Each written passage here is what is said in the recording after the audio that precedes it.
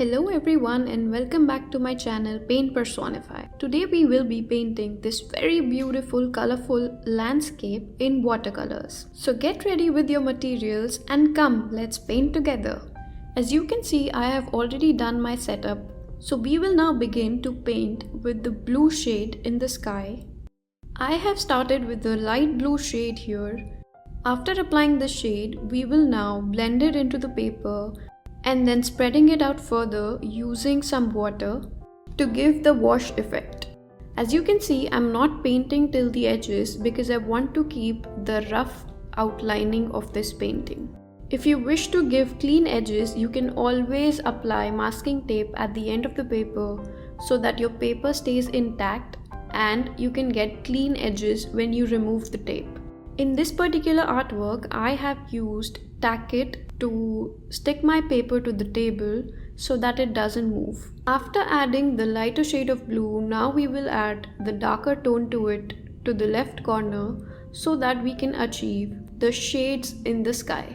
After blending all of them together, we have now created this very dark shade of blue mixed in a bit of red to create the mountains behind. Also, if you're new to my channel and would love to see such content, please don't forget to subscribe to my channel so that you get to see more such videos and keep getting updated art informative videos in the future.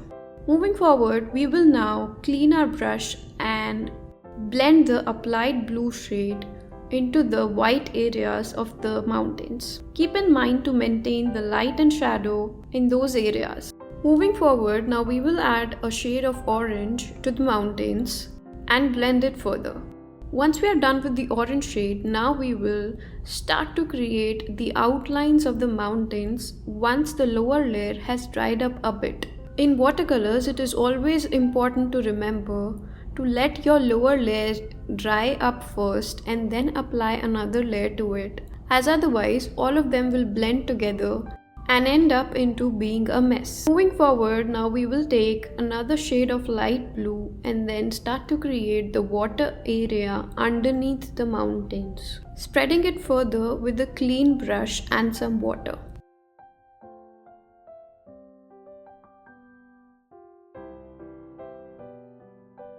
Moving further, we will now create a shade of darker orange or lighter brown, and then we'll start creating the logs of the trees on both the ends. After this, we will mix some darker blue to it and create a darker shade of brown and apply to the same area.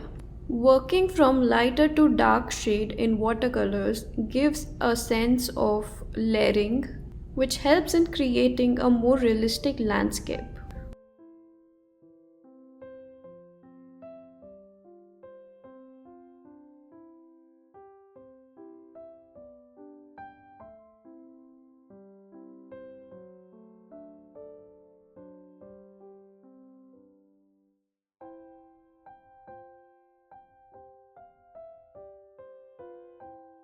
Moving further, we will now add the darker shade of orange or more towards the brown in the ground area.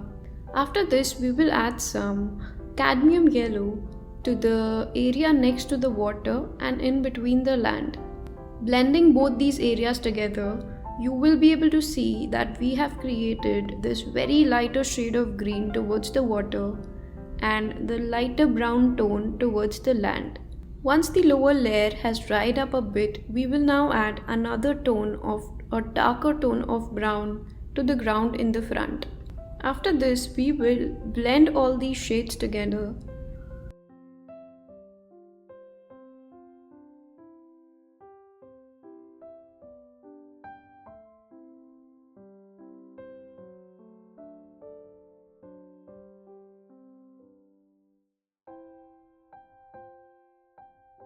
After we are done with the blending of the foreground, we will now move forward in creating a medium tone of green and start creating the leaves of the trees on both the sides. Here I am using a round medium-sized brush by Princeton to create these very random leaves-like pattern around the trees.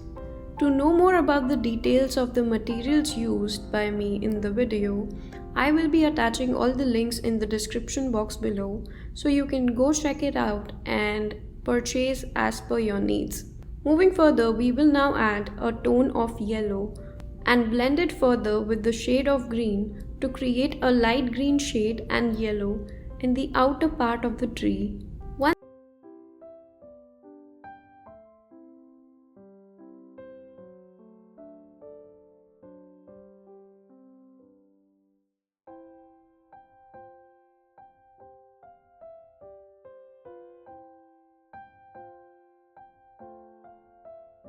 Once that area is dried up a bit, we will now move forward in creating a lighter tone of green and adding it further to the leaves area of the trees.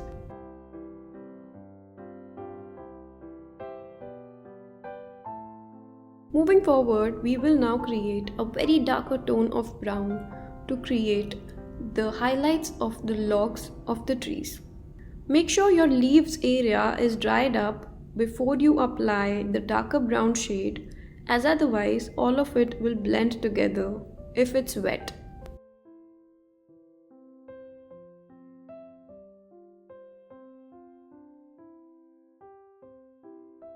With the same shade, we will now create a wooden barricade kind of structure in the front area.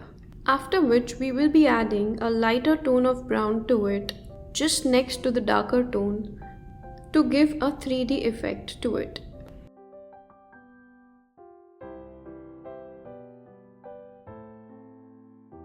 Add that same shade to the leaves in the trees to give it a more uniform look.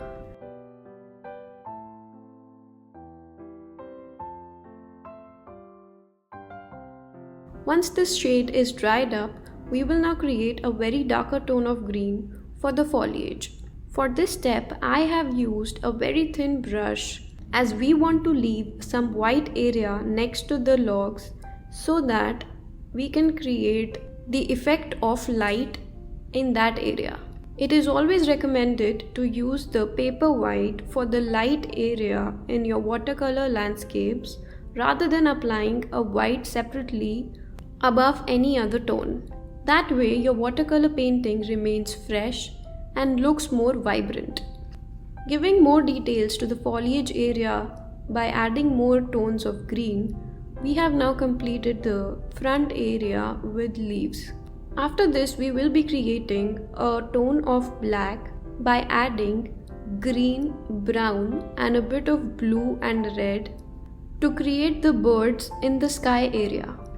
This is totally optional, but I personally like to add some birds to the landscape.